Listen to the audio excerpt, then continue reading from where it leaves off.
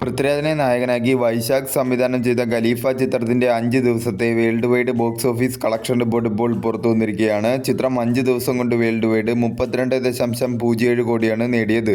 Kerala box ഓഫീസിൽ നിന്നും 13 കോടി 41 ലക്ഷം രൂപയും, കർണാടക ബോക്സ് ഓഫീസിൽ നിന്നും 1.06 കോടി രൂപയും, തമിഴ്നാട്ടിൽ നിന്നും 40 ലക്ഷം രൂപയും, തെലുങ്കു സ്റ്റേറ്റിൽ നിന്നും 8 ലക്ഷം രൂപയും, റെസ്റ്റ് ഓഫ് ഇന്ത്യയിൽ നിന്നും 32 ലക്ഷം രൂപയും, ഓവർസീസിൽ നിന്നും 16 കോടി 80 ലക്ഷം രൂപയുമാണ് ചിത്രം 5 ദിവസം കൊണ്ട് വേൾഡ് വൈഡ് ബോക്സ് ഓഫീസിൽ നിന്നും കളക്ട് ചെയ്തത്.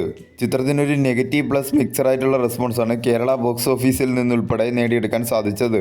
5 ദിവസം കൊണ്ട് 32 കോടി ക്ലബ് എന്ന നേട്ടം വലിയൊരു നേട്ടം തന്നെയാണ്. പക്ഷേ ചിത്രത്തിൻ്റെ ബഡ്ജറ്റ്, അതുപോലെ സ്കെയിൽ എന്നിവ ഉൾപ്പെടുത്തി കഴിഞ്ഞാൽ ചിത്രത്തിന് ഇതിനേക്കാൾ കൂടുതൽ കളക്ഷൻ നേടിയാൽ മാത്രമേ വിജയിക്കാനായി സാധിക്കുകയുള്ളൂ. നിലവിലെ ബോക്സ് ഓഫീസ് ട്രെൻഡ് അനുസരിച്ച് ചിത്രം 40 കോടിക്ക് അടുത്തുവരെ വേൾഡ് വൈഡ് കളക്ട് ചെയ്യാനാണ് സാധ്യത കൂടുതൽ.